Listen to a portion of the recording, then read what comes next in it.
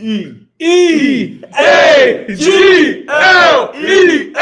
Eagles!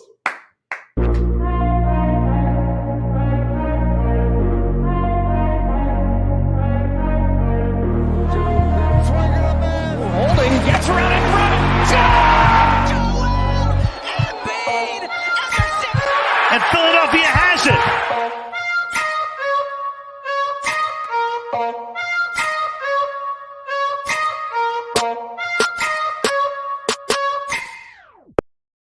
What is happening, everybody? It is Eagles game day, week 1. I don't know about anybody else, but it is like Christmas morning, Easter morning, my birthday, everything rolled into one. We are live, Facebook, Twitter, Twitch, and YouTube on DSM Media. Almost all of the DSM Media crew are here. I am Phil Stiefel. In the other screen there, we got Dylan, we got Scotty. I can't even see everybody there. We got everybody there to talk Eagles, Lions, and kick this season off. Gentlemen, how we doing? We're good, man. Nice little buzz going this morning. Phil, I'm sure you'll be there with the one. Salute. Let's salute right now because of the big Eagles win. There we go. Go Birds, man. It's a Birds game day. How can we not be excited? I don't know about you guys, but I love opening day for baseball, but nothing is better than the first Eagles game of the year. Gets me pumped. I'm psyched every single year. It literally is like Christmas morning for all of us Eagles fans.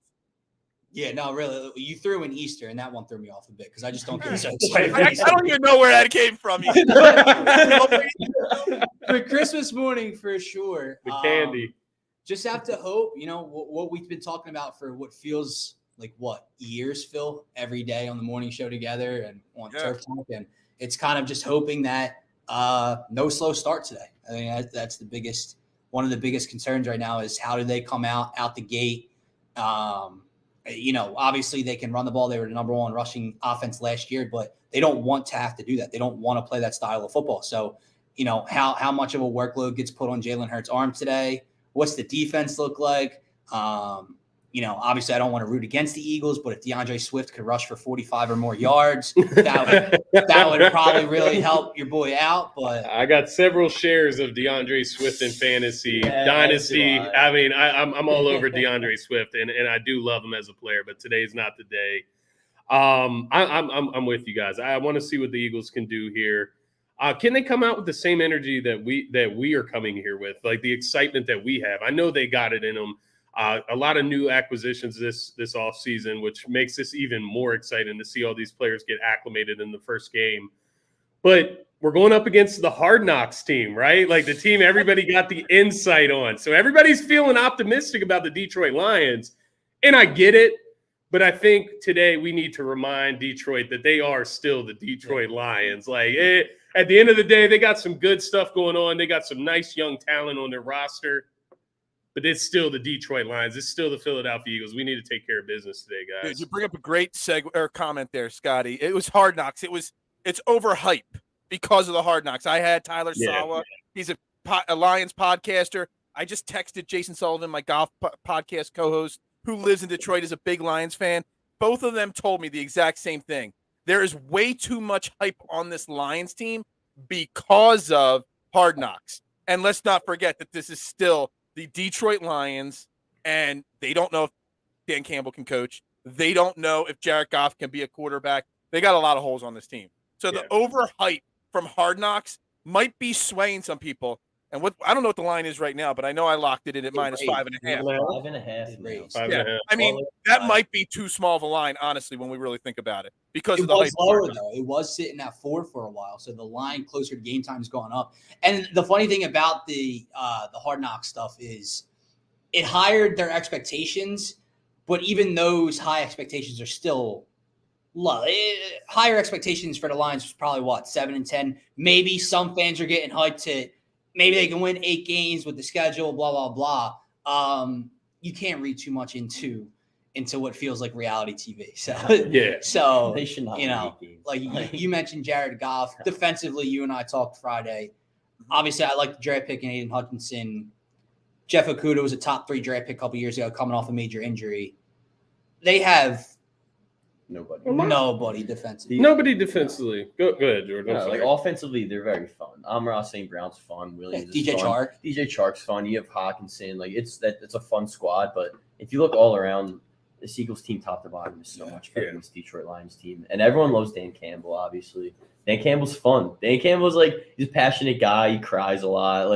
He's a perfect Hard Knocks entertainer guy. It's amazing. So I understand why everyone is loving the Detroit Lions. This team is really bad. They're going to be a bottom 5 team in the NFL. They're going to win 4 or 5 games. It's not going to be good. This Eagles team, I know week 1, it's funky, it's weird, but we should go out there and we should win. Honestly, George, the way you said that is great because if you put every single Detroit Lions starter up against every Eagles starter, it would be a check or even position group. Quarterback, it would be check mark Eagles. Linebacker, check mark safety. If you go up and down that board, is there any doubt or is there a position that you would take the Lions starters in over the Eagles? I don't think that's it. DeAndre Swift. It's only Swift. No, that's borderline because as many question marks as you have of Miles Sanders, DeAndre Swift missed time. Plenty of time. Fair. I've been drafting DeAndre Swift in fantasy, it feels like, for 20 years now, and he still hasn't lived up to that hype yet. So I would take every Eagles position group over the Detroit Lions. So let's start there, breaking this game up. I'll throw it to Steve first. What player or position, if you're the Eagles defensively, do you have to zone in on today to slow down the Lions? Obviously, we're not fearful of Jared Goff. We weren't fearful of Jared Goff last year. Obviously, we know how much improved this defense is. But are you keying in on T.J. Hawkinson? Are you keying in on the run stop? Are you keying in on any of the 3 wide receivers? Where do you try to slow them down, Steve? I feel like it definitely has to be DeAndre Swift.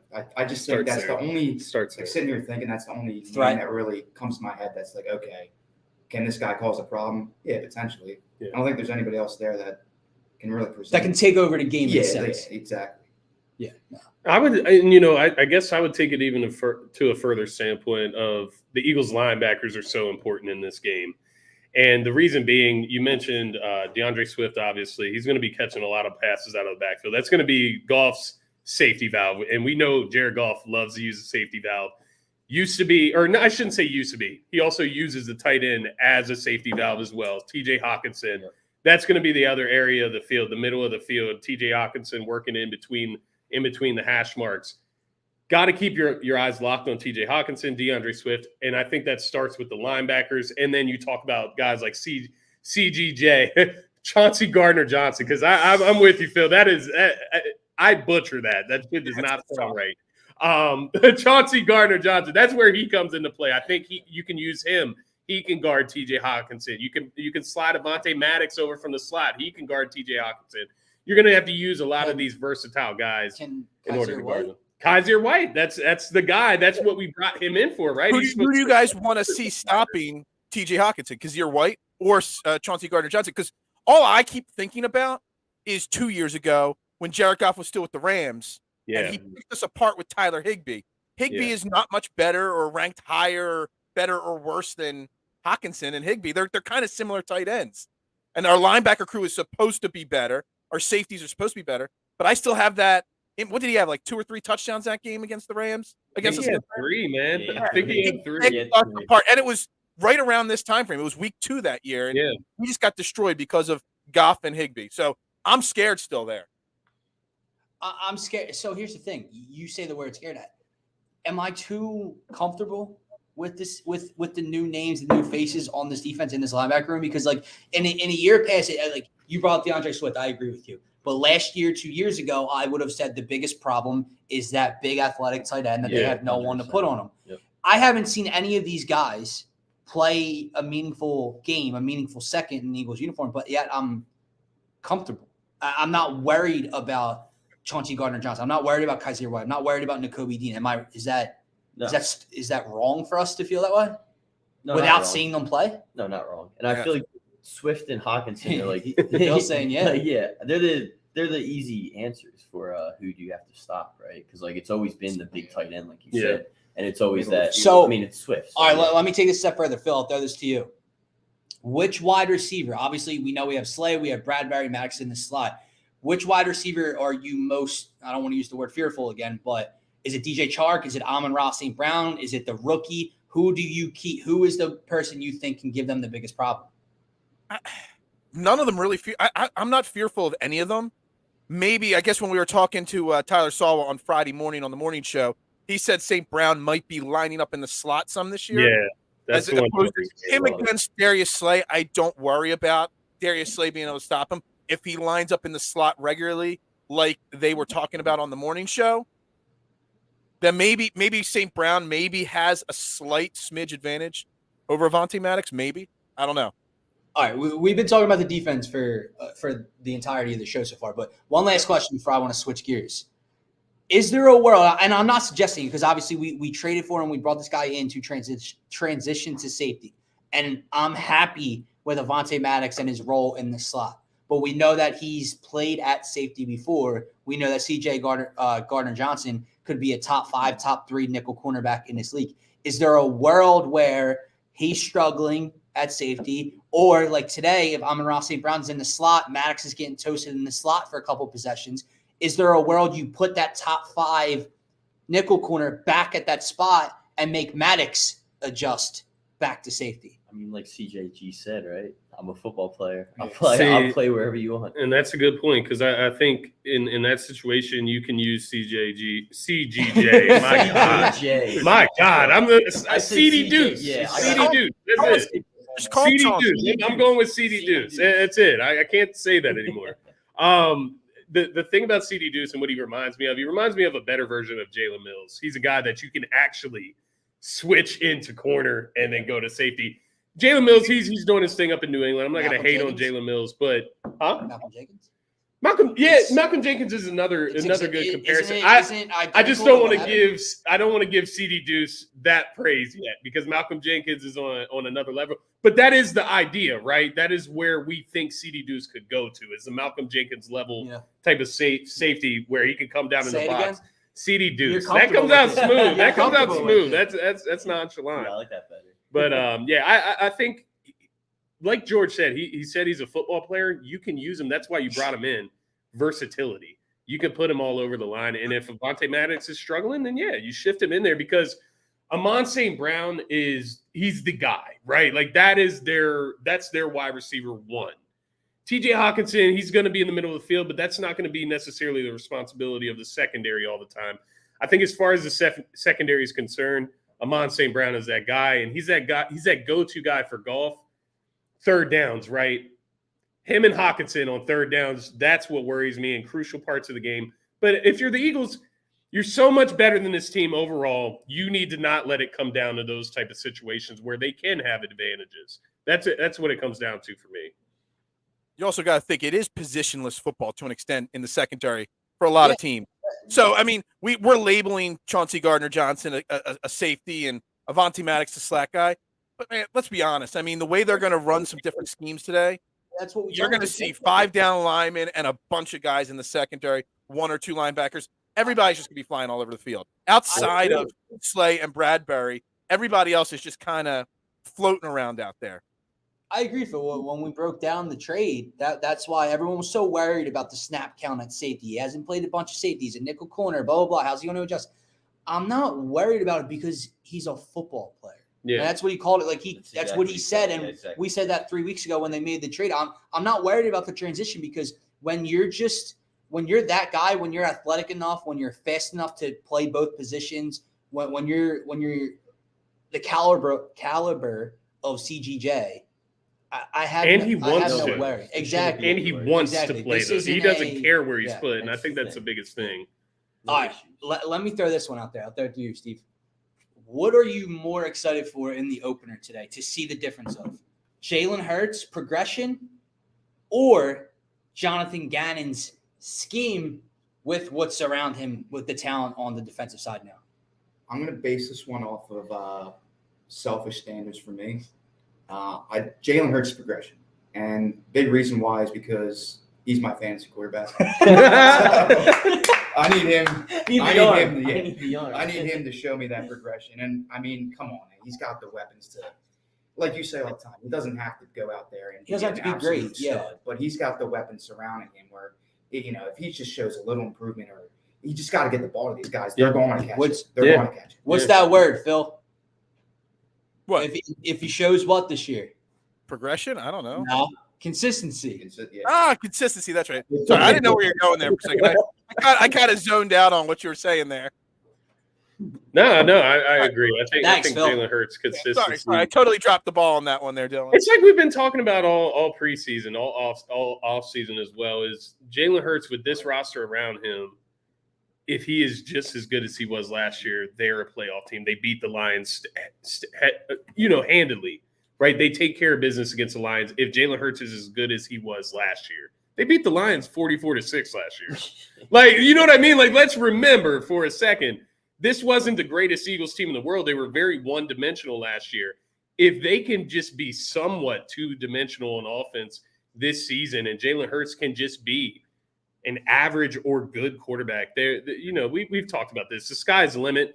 You want to see Jalen Hurts show the signs today, right? Like, what? I guess that's a good next segment talking point. Just a question to you guys is, what do you want to see from Hurts today, and what do you want to see from Nick Sirianni? Because do you ask Hurts to stay in the pocket today to prove a point, or do you tell Hurts, go out, play football the way you play, but also keep this in consideration, what we're trying to do here with the passing off? Like, how do you approach that? Do you just say, Hurts, go be yourself? Or do you say, hey, this is what we're trying to do this season. We're trying to be a better passing team. Well, okay, here's my answer. If you're Sirianni, obviously you're trying to win a game first and foremost. So you're not going to worry about the minute details if you're him, but you tell him to play his game, right? But if that's the answer, you tell him to play his game. That shows you who he is then. Yeah. So that gives us our answer of, okay, Jalen, you go play your game, and then he goes out and it's legs, short route. Is there? And again, I'm not talking about just this game specifically, but it does give you our insight into what his game really is. Yeah, exactly. And I do wonder, and Hurts is a confident guy. We know that, right? Like Jalen Hurts, that was like the difference between him and Wentz was the confidence, the leadership that he brings to the team. Does he doubt himself at any point? These are all the questions that I'm going to be asking myself about Jalen Hurts throughout the game today. So I'm going to throw a question to you guys, George, Steve, Dylan, Scotty. Is this team, the Lions, on defense so bad? Because all they got really is Aiden Hutchinson, and we really don't know. He's a rookie. It's going to be his first game. Should Jalen Hurts just go with what the Eagles are trying to do and not just play Jalen Hurts football? Because if not, is there a scenario where we get way too overhyped today? Because we got to remember, this is the Detroit Lions defense, one of the worst defenses in football. Literally, even with Aiden Hutchinson, they are super bad. So there's a part of me saying that Jalen Hurts could do what they're told to do, or what he's told to do, and we'll get overhyped. Or Jalen Hurts will just play Jalen Hurts football, and we're going to get overhyped. Yeah, I don't know what you guys think about that. Because Eagles fans are going to get overhyped either way, right? Yeah. We did last year. Exactly. I feel like they're going to tell him to play his own game. I mean, last year. Well, that's the answer. I mean, you look at I just keep going back to last year, and it's like you won 10 games, you made the playoffs. 9 games, and you made the playoffs. And this roster is much, much better than last year. Yeah, Jalen Hurts has another year of progression. But again, here's the thing. And this schedule's a cakewalk. With an easier schedule. This schedule should be a cakewalk. You're both right. But the point is, that's why it's all about the eye test. 100%. Because you're going to watch it. It's not, that's why to me, it's not about the win total. It's not about what seed they are. You are going to watch a game, win or loss, and you're going to see him as a. That's the thing. I don't really care if it's against the Lions. If he tears them up, I'm not saying let's go over the top. But if he tears them up and we watch, and there's throws he's making he didn't make last year.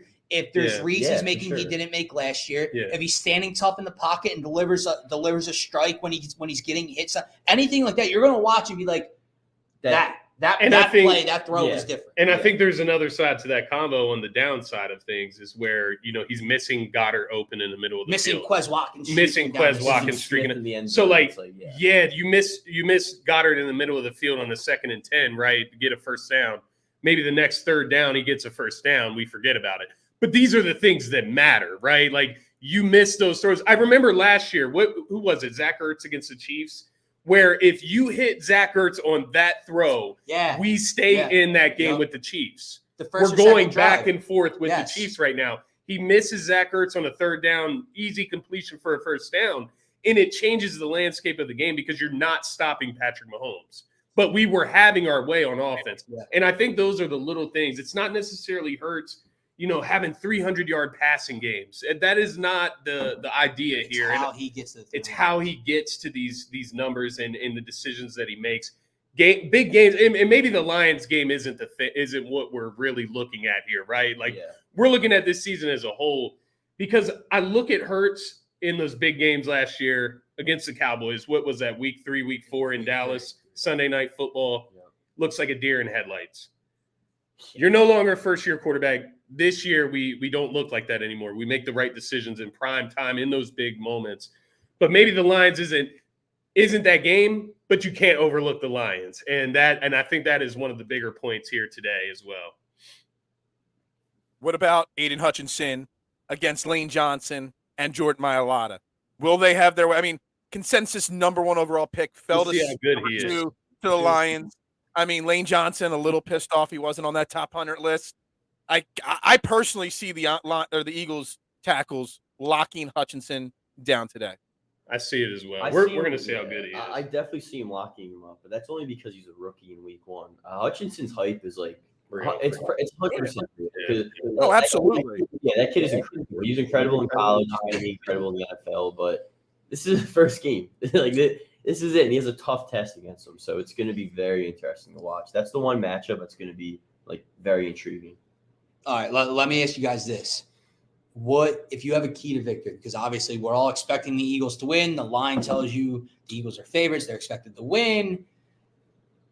What, offensively or defensively, is there one specific thing you're looking at to give them an advantage to win today? It's just defensively. You just got to shut them down because the offense is going to do what they can do.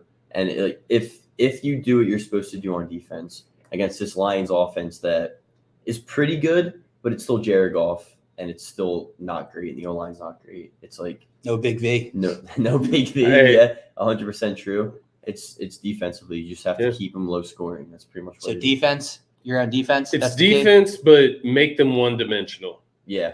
Make them have to pass the ball every single play. Then you already know what you got to do. The offense help out with that? If you go out and you get you got to score points. A big lead, you make them one-dimensional. The defense can't necessarily do that itself. I was going to go offensively and clock management, right? Fair. Yeah. Fair. Let's be on the field a lot. Let's see what this offense can do. You're going to drive up the score and do that. I like that. Defensively, like we said, who's the one guy we're scared of is Swift and maybe Hawkinson, maybe Sam Brown in the slot, but I don't know. I think my key is more offensively and maintaining that clock and controlling that ball. Yeah, I agree. Phil? Yeah, well, so I got one for offense and one for defense. Offensively, Hurts coming out and the offense coming out in the first quarter effectively. I mean, the slow starts killed this team in years past. You want to see the progression of this team, they need to be able to come out on the first drive that they touch the ball and march. I don't care if it's a field goal or a touchdown. They need to get something on that first drive, that second drive, score quickly and often. And on the defensive side, and I go back to the Chargers game I was at last year, getting off the field on third down by getting pressure on the quarterback. So many times in so many games last year because we had no pass rush that this team just kept giving up long drives. So we need to score right away, and we need to be able to get them off the field right away. That would be my one. That's my one worry, Phil, with this game. And I've asked the guys, before the show, is there any world where you think the Lions could beat the Eagles today? And I think we all agreed, no, obviously we think the Eagles are a better team here. But if there's one concern, it's on those third downs in those crucial moments. You got to just get big stops, right? If you're up 7-0, it's third and 9, 3rd and 8. We can't allow Swift, Hawkinson, St. Brown to get these easy first downs on third down. Exactly like you said, get them off the field. Is that going to tell you about Gannon's scheme, or are we going to be sitting here again on 3rd and 9 and having Darius Slay and James Bradbury and the secondary 11 yards off the line of scrimmage? That's 60. It's a huge question mark. You have the talent now. That's why all offseason it's not just the season's not just about Jalen Hurts. This is a huge season for Jonathan Gannon because either way, Jonathan Gannon is not going to be here next season. Correct. Either the defense balls out this year and he's going to get a head coaching job somewhere, or we flop again and he's going to be released and fired by the Eagles. So I'm interested to see, like you said, those 39s, those 3rd and longs. You need to get off the field against a lesser talented team, because when they're able to stay on the field and prolong drives, gives them confidence, makes them work your defense, makes your defense tired. Maybe they end up with 3 points, maybe they score a touchdown, but it lets them hang around the game longer than they should be in that game on a 3rd and 10, 3rd and 9, 3rd and 8. Agreed. And I'm just looking at Philly Irish's comment here, blitz. It's just funny because it was brought up after the Buffalo Bills game. The Bills didn't blitz Matthew Stafford at all in that game. No, the front four got all and they were able to get home. So I guess, how do you guys feel about that? Like, as far as you can blitz with just the front four. Your front four now is better with Hassan Reddick and Jordan Davis. Those front four can get more pressure than the front four we had last year. Yeah. Agreed. All right, so let me ask you guys this before we start to get into predictions. So this is a prediction, but do you have anyone have a player of the game, either side of the ball? Let's exclude Jalen Hurts if we can. I think that's like. Could I call my shot? Dallas Goedert. Love it. Yeah, I think 100%. we all had a good. Do you like Dallas Goedert to score today? I do. What about over 44.5 yards? I also do. Love it. Yeah. We all because it's already placed, Phil. We all talk about. Let me tell you something. Dallas Goedert is the #1 tight end DraftKings play for me this week. Nice. I've got him in. I have 15 lineups going today, including one in the Millie Maker. I think I got him in 10 of my 15 lineups. Phil, could I give you a heads up real quick? Actually, I'll give everyone a heads up here. Chad Ochocinco just got DraftKings to boost Jonathan Taylor anytime touchdown to plus 100, $50 max bet. So really good value, positive EV if you want to hit that. But Dallas Goedert, player of the game. Go for it. I love it. Because I got on my same game parlay for the game, the Eagles today, included in this 8-leg guaranteed not to hit. I got Goddard anytime touchdown. I got over 5 catches, and I got over 65 yards for Dallas Goedert in it. Nice, 65. I like it. Yeah, I think Goddard was kind of the consensus over here, but just to be different, how about an exciting player? Like let's see what AJ Brown's got as an Eagle. Yes, right. I think he's going to go out there and perform, and I think I agree with Goddard being player of the game, but.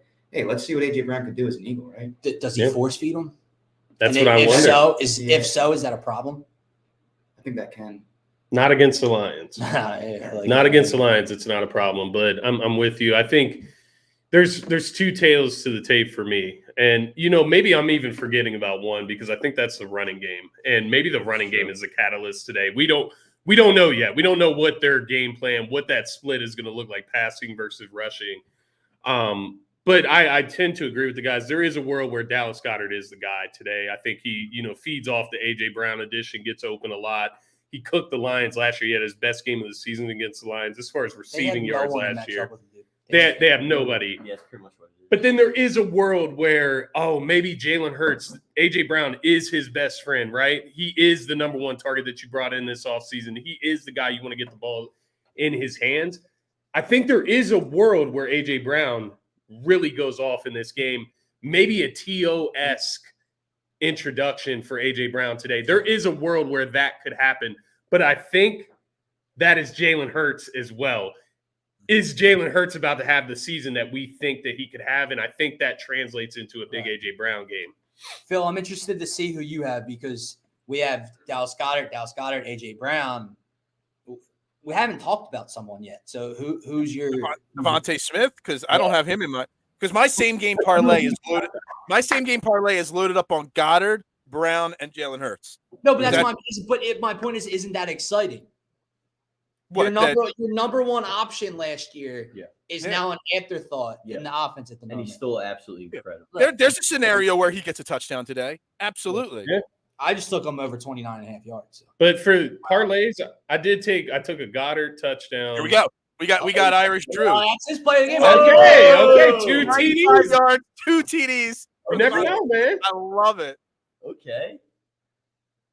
Oh, what's going on, James? Hey, thanks for checking in, James. Need to talk soon, man. Yeah, I know we're excited. All right, so about to be 12:30. Yep. Let's wrap this up. Score predictions. Phil, let me start with you. Dude, I've written down like 7 different scores throughout the last 24 hours. So we're going to settle on the last one I wrote down. 34-17 Birds, and I don't think it's that close. I think the Lions get 7 to 10 to 14 points late in garbage time when we've already got some of our defensive guys resting. That's also why I've got Jalen Hurts under 200 yards today, because I believe we are out in front passing the ball right away, and then they just run the ball and run the clock out. Man, I really hope he gets 195. I like that. I got him over 194, but yeah, that I think it's going to be. Well. Yeah, So I do as you're in a well. Dude, I was trying to get my odds as high as possible on this. I'm on the same page as you, Phil. I have 31 for the Birds. I have 31-16. I don't think it's particularly close. I think the line moving from 3.5 to 5.5 means absolutely nothing for Eagles bettors because this team's going to roll. So Birds 31-16. We have a great Sunday and we have a great Monday because of it. Yeah, obviously starting off with the Birds win too. I'm going 27-13 now. I think we limit that offense early, and I do like the Lions to score a touchdown in garbage time. So yeah, 27-13 Birds all the way. Scotty? I'm with Steve on the 27 with the Eagles. I'm 27-17. I think the Lions, once again, I'm with you guys. I don't think it's one of those games that is necessarily close. Yes, the Eagles only win by 10. It's still a nice, sizable win, but also the Lions are going to pick up some yards, some points in garbage time.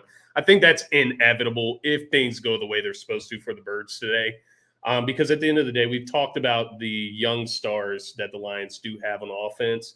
They're going to be able to make some plays, right? But they shouldn't be able to take over the game, and I think that's the difference. I'll go 27-17 Eagles.